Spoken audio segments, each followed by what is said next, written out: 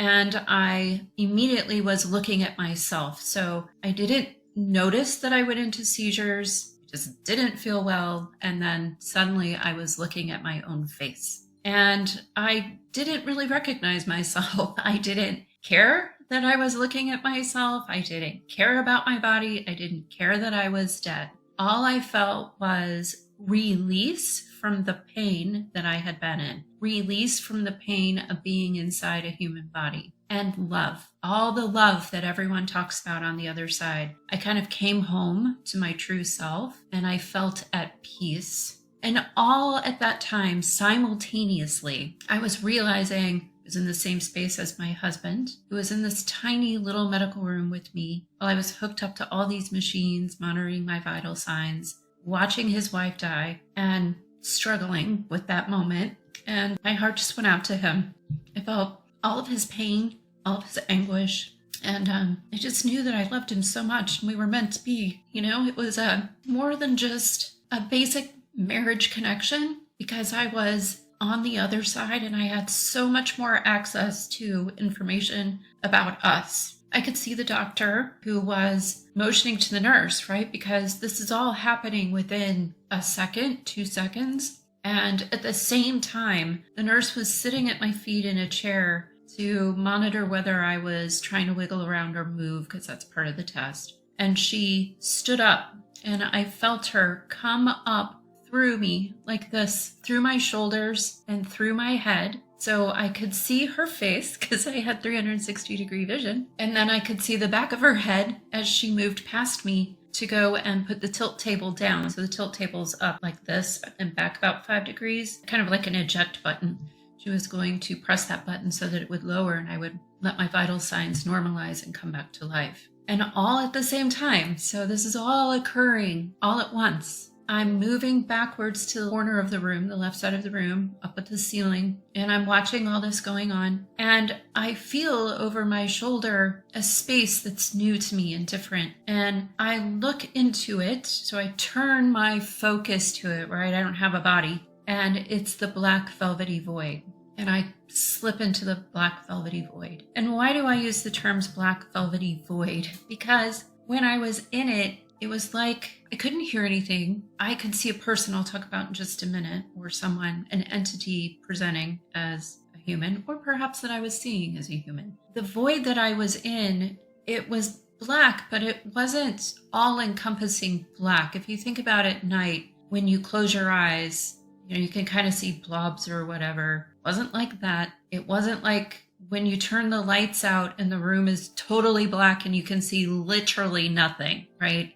It wasn't like that. It was more like when you see interpretations of a tunnel and you can kind of see a soft roundness to it. No edges. I wouldn't describe them as edges, but like a shimmering softness to it that wasn't entirely black, but was darker grays and, just it felt velvety to me, that if I touched it, it would be soft and comforting, and that's how I felt there. Still had that love within me. I felt at peace. I felt comfortable. The space, to me, in my perception, was calming. It wasn't fearful. And we were moving. There was a sense of movement, as I was describing the black velvety feel. There was a changing to that. There was a sense of movement, and you're moving along and you can feel that.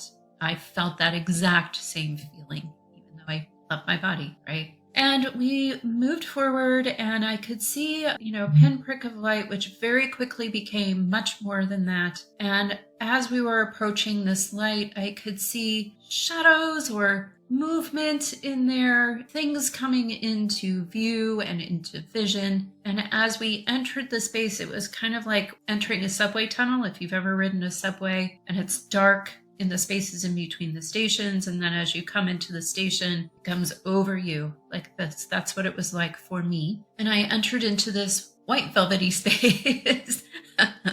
So again, this next space that I was in, no walls, very soft, almost cotton or cloud-like feel to this white surroundings that I was in. In my case, I didn't hear any music, but I did see many, many, many people there waiting for me, and they were all very joyous and very happy to see me. It was a huge welcoming party. And at the front of this group, which extended far into the distance, I could see it was shadows in the back. If I looked at a shadow, I knew who it was. I remembered them. But so many people from this life and from others, from past lives as well. And the people at the front were the people that I knew from this life. So these souls had come to welcome me. And my soul family that was there included my grandparents, aunts and uncles, unfortunately some friends from along the way. And when I would greet them, I was able to hug them. And it felt like a hug. It was real. I was holding them in my arms. We'd kiss each other on the cheeks. And the most beautiful part of it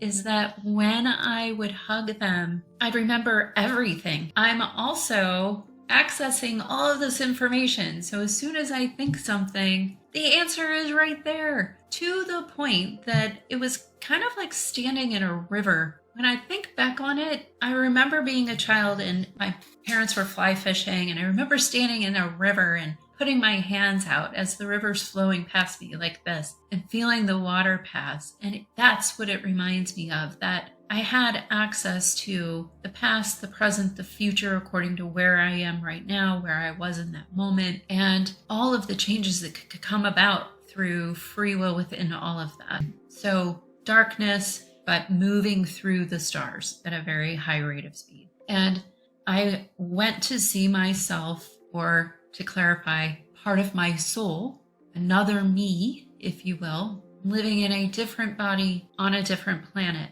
And I came into this space of this other entity over the left shoulder of this entity, which has a blue body. And this entity seemed to acknowledge that I was there because she turned towards me and looked at me. I didn't see anything behind this entity. And then I also saw myself as what a lot of people describe as a mantis being, very much like an ant, very kind of rusty red exoskeleton body, circular eyes, very dark eyes, very round. So if you think about, a sphere, if you cut a sphere in half, really if you take like the top quarter off of it and lay it flat and it's shiny, and then you can see light in little half or quarter moon shapes to show that arc, that I saw that.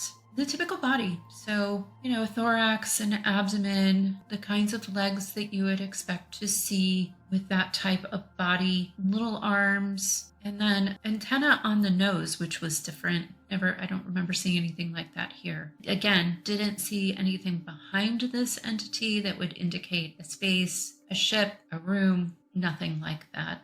We did not speak to each other. I didn't speak to either one of these entities vocally, orally, but we definitely acknowledged each other, looked at each other, both knew, hey, I'm here. And that's what tells me that was me. Because in that moment, I'm seeing me living another life, a different life in a different space, as what a lot of people here would define as an alien, but is really just another soul on another planet doing the same things I'm doing here as a human. So that was, again, another eye-opening experience that I brought back with me. And it took me a long time to process that, acknowledge that, come home to that. It took me listening to other people talking about it to feel safe to talk about it. So, if you're listening and you're experiencing moments like that, I understand, and I do, and I'm happy to talk with you about it.